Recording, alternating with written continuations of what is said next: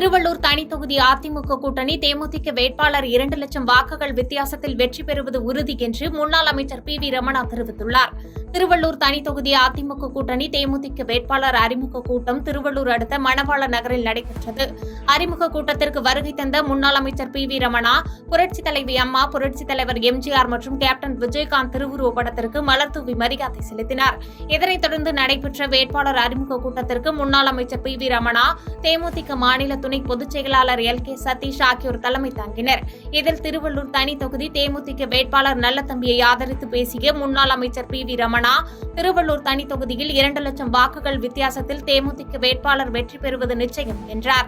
அதனைத் தொடர்ந்து பேசிய தேமுதிக மாநில துணை பொதுச் செயலாளர் எல் கே சதீஷ், வேட்பாளர் நல்லதம்பிக்கு முரசு சின்னத்தில் வாக்களித்து 2 லட்சம் வாக்குகள் வித்தியாசத்தில் வெற்றி பெற செய்ய வேண்டும் என கேட்டுக் கொண்டார்.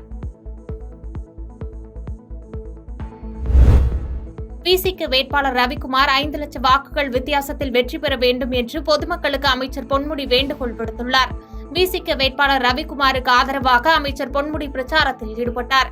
விழுப்புரம் சிக்னல் அருகே தொடங்கிய இந்த பிரச்சாரத்தில் திமுக ஆட்சியில் விழுப்புரத்திற்கு செய்யப்பட்ட திட்டங்களை பட்டியலிட்டார் உயர்கல்வித்துறை அமைச்சர் பொன்முடி. அடுத்த முறை ஆட்சிக்கு வர முடியாது என்பதை உணர்ந்த பிரதமர் மோடி, இந்தியா கூட்டணியை வருமான வரித்துறை போன்ற துறைகளை கொண்டு முடக்கி வருகிறார் என்று குற்றம் சாட்டினார். இன்று தமிழ்நாட்டிற்காக தமிழக முதலமைச்சர் செய்திருக்கிற நன்மைகளை எல்லாம் யாரும் மறுக்க முடியாது. தளபதியினுடைய முயற்சியால் தான் அது உருவாகி இருக்கிறது. இதை எப்படியாவது தடுக்க வேண்டும் என்று மோடி பிடிவாதம் பிடித்துக் கொண்டிருக்கிறார். எதனா பண்ணணும்னு மற்ற கட்சிகளின் மீது இன்று அமலாக்கத்துறையை ஏவி விடுகிறார். இன்று அமலாக்கத்துறையை மட்டுமல்ல, இன்கம் டாக்ஸ் பார்த்திருப்பீங்க. இன்னைக்கு டிவி எல்லாம் டிவி பார்க்கறவங்க தானே.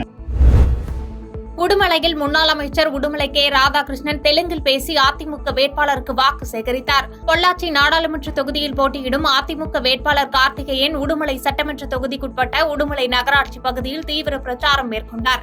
உடுமலைக்கு வருகை தந்த அவருக்கு முன்னாள் அமைச்சரும் திருப்பூர் புறநகர் மேற்கு மாவட்ட செயலாளரும் உடுமலை சட்டமன்ற தொகுதி எம்எல்ஏவுமான உடுமலை ராதாகிருஷ்ணன் தலைமையில் அதிமுகவினர் தாரை தப்பட்டை முழங்க பட்டாசு வெடித்து உற்சாக வரவேற்பு அளித்தனர். அதனைத் தொடர்ந்து எரிபாளையம், அண்ணா நகர் உள்ளிட்ட பல்வேறு பகுதியில் திறந்தவெளி பிரச்சாரம் மேற்கொண்டார். அப்போது உடுமலை ராதாகிருஷ்ணன் உடுமலை நகராட்சி 4வது வார்டு ESSS காலனியில் அதிமுக செய்த சாதனைகளை தெலுங்கில் பேசி வேட்பாளர் கார்த்திகேயனுக்கு வாக்கு சேகரித்தார்.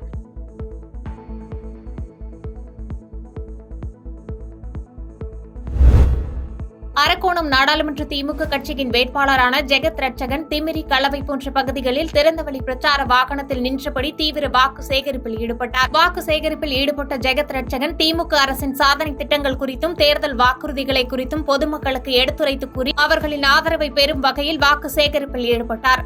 வாக்கு சேகரிப்பு பிரச்சாரத்தின் போது தமிழக கைத்தறி மற்றும் துணிநூல் துறை அமைச்சர் ஆர் காந்தி, ஆற்காடு சட்டமன்ற உறுப்பினர் ஈஸ்வரப்பன் ஆகியோர் வேட்பாளர் ஜெகத் ரட்சகனுக்கு ஆதரவாக வாக்கு சேகரிப்பில் ஈடுபட்டனர்.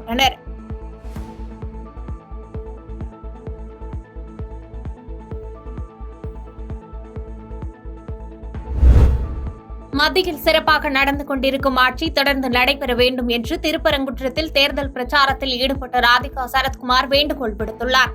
நாடாளுமன்ற தேர்தலில் பாஜக சார்பாக போட்டியிடும் விருதுநகர் நாடாளுமன்ற தொகுதி வேட்பாளர் ராதிகா சரத்குமார் மற்றும் அவருடன் சரத்குமார் ஆகியோர் திருப்பரங்குன்றம் பேருந்து நிலையத்தில் பொதுமக்களிடம் வாக்கு கேட்டு பிரச்சாரத்தில் ஈடுபட்டனர்.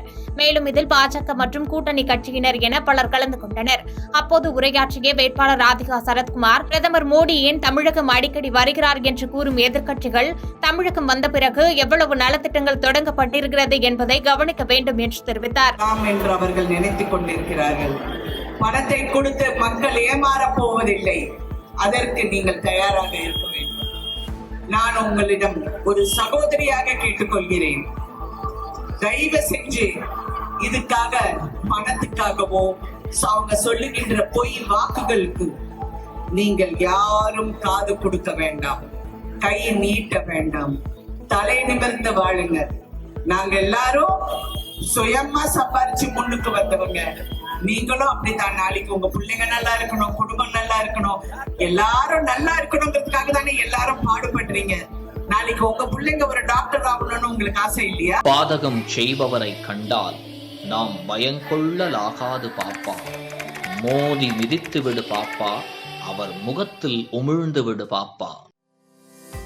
அண்மை செய்திகளை உடனுக்குடன் தெரிந்து கொள்ள இணைந்திருங்கள் இயம்நாடு தொலைக்காட்சியுடன்.